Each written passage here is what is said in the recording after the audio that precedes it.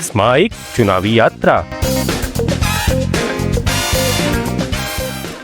तमिलनाडु की राजनीति में एक ऐसा बदलाव जो दिखता नहीं लेकिन बहुत गहरा है। एक पूरा समुदाय जो कभी सत्ता का केंद्र था, आज चुनावी मैदान से गायब है। और उधर बंगाल में चुनाव अब विचारधारा से नहीं बल्कि वादों की बोली से तय हो रहा है। 2000 हर महीने, 10 लाख तक का इलाज। तो क्या भारतीय राजनीति बदल रही है या सिर्फ उसके चेहरे बदल रहे हैं? नमस्कार, मैं हूं राखी जैन और आप देख रहे हैं चुनावी यात्रा, जहां हम चुनाव की सुर्खियों के बीच छिपी सियासत की असली कहानी आपके सामने लाते हैं। तमिलनाडु विधानसभा चुनाव 2026 सिर्फ एक चुनाव नहीं है, ये सामाजिक और राजनीतिक बदलाव की एक लंबी कहानी का नया अध्याय है। इस बार का सबसे बड़ा और चौंकाने वाला तथ्य, राज्य की किसी भी प्रमुख पार्टी ने एक भी ब्राह्मण उम्मीदवार को टिकट नहीं दिया। डीएमके, एआईएडीएमके, बीजेपी सभी ने इस अनकहे नियम का पालन किया।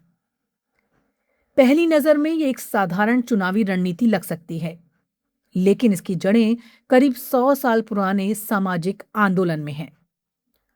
औपनिवेशिक दौर में ब्राह्मण समुदाय का प्रशासन, शिक्षा और नौकरियों पर असाधारण दबदबा था। सिर्फ 3% आबादी होते हुए भी वो सत्ता और संसाधनों के केंद्र में थे। यहीं से पैदा हुई असंतुलन की भावना और फिर शुरू हुआ नॉन ब्राह्मण मूवमेंट। 1916 का गैर ब्राह्मण घोषणा पत्र, पेरियार का आत्मसम्मान आंदोलन और बाद में द्रविड़ पार्टियों का उदय, इन सब ने मिलकर तमिलनाडु की राजनीति को पूरी तरह बदल दिया। ये बदलाव सिर्फ सत्ता परिवर्तन नहीं था, ये सत्ता की परिभाषा बदलने का आंदोलन था। 1950 के दशक तक कांग्रेस का नेतृत्व भी ब्राह्मणों से गैर ब्राह्मणों के हाथों में चला गया। 1960 के दशक के बाद डीएमके और एआईएडीएमके ने इस विचारधारा को पूरी तरह संस्थागत कर दिया और आज उसी प्रक्रिया का परिणाम है कि ब्राह्मण समुदाय चुनावी मैदान से लगभग गायब हो चुका है। लेकिन यहां सबसे अहम सवाल यही है, क्या ब्राह्मण समुदाय सच में राजनीति से बाहर हो गया है? जवाब है नहीं। असल में गायब होना नहीं बल्कि स्थान बदलना है। आज ब्राह्मण समुदाय सत्ता के फ्रंटलाइन चेहरे के रूप में नहीं दिखता, लेकिन वो नीति निर्माण, नौकरशाही, मीडिया और वैचारिक ढांचे में अब भी प्रभावशाली भूमिका निभा रहा है। यानी जो पहले मंच पर था वो अब मंच के पीछे है। राजनीतिक विश्लेषक इसे इनविजिबल इन्फ्लुएंस कहते हैं। दिलचस्प बात यह है, बीजेपी जैसी पार्टी जिसे अक्सर ब्राह्मण समर्थक माना जाता है, उसने भी इस बार एक भी ब्राह्मण उम्मीदवार नहीं उतारा। इसका मतलब साफ है, तमिलनाडु में चुनाव जीतने के लिए सिर्फ संगठन या विचारधारा नहीं बल्कि सामाजिक स्वीकृति सबसे बड़ी शर्त है। और ब्राह्मण पहचान अभी भी उस स्वीकृति के रास्ते में बाधा बन सकती है। तमिलनाडु की राजनीति अब ब्राह्मण बनाम गैर ब्राह्मण से आगे बढ़ चुकी है। आज सत्ता का असली खेल ओबीसी और क्षेत्रीय जातीय समूहों के बीच है। थेवर, गोंडर, वनियार, मुथरेयार जैसे समुदाय अब निर्णायक भूमिका में हैं। एआईएडीएमके में थेवर और गोंडर समुदाय का प्रभाव बढ़ा है। डीएमके में भी मजबूत सामाजिक समूहों का संतुलन साफ दिखाई देता है। यानी राजनीति में जाति खत्म नहीं हुई, उसने सिर्फ अपना रूप बदल लिया है। और यही वजह है कि ब्राह्मण समुदाय चुनावी राजनीति से दिखाई नहीं देता, लेकिन सत्ता के समीकरणों में महसूस जरूर होता है। इस चुनाव में एक और बड़ा बदलाव है, नई पार्टियों का उभार। सुपरस्टार विजय की पार्टी टीवीके और सीमेन की एनटीके, ये दोनों पार्टियां पारंपरिक राजनीति को चुनौती दे रही हैं। टीवीके ने कुछ ब्राह्मण उम्मीदवार उतारे हैं। ये एक संकेत है कि नई राजनीति पुराने अनकहे नियमों को तोड़ने की कोशिश कर रही है।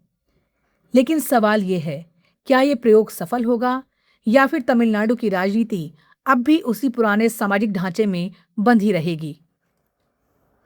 अब रुख करते हैं पश्चिम बंगाल की ओर, जहां चुनाव पूरी तरह वेलफेयर की जंग बन चुका है। कांग्रेस ने अपने घोषणा पत्र में बड़े वादे किए हैं।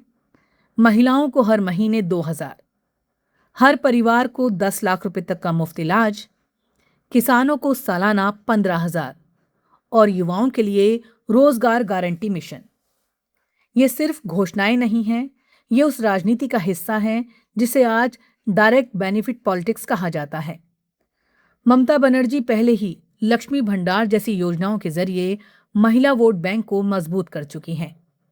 अब कांग्रेस उसी मॉडल को और बड़ा करके पेश कर रही है। यानी बंगाल में चुनाव अब कौन ज्यादा देगा पर टिक गया है। लेकिन जहां वादे हैं वहां आरोप भी है। कांग्रेस ने टीएमसी पर भ्रष्टाचार, बेरोजगारी और प्रशासनिक विफलता के आरोप लगाए हैं।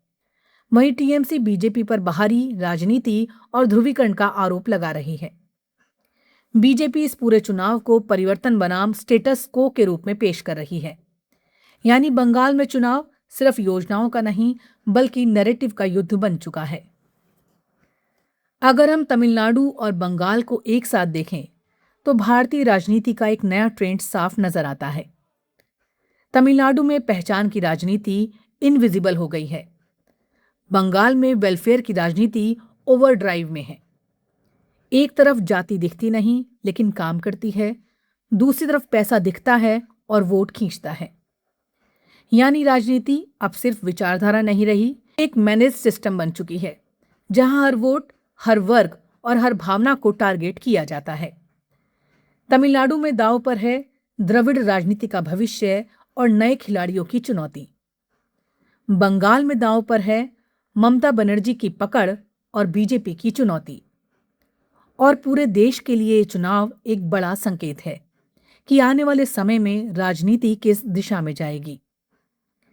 तमिलनाडु में जो दिखाई नहीं दे रहा और जो बंगाल में खुलकर दिख रहा है, दोनों मिलकर एक ही कहानी कहते हैं।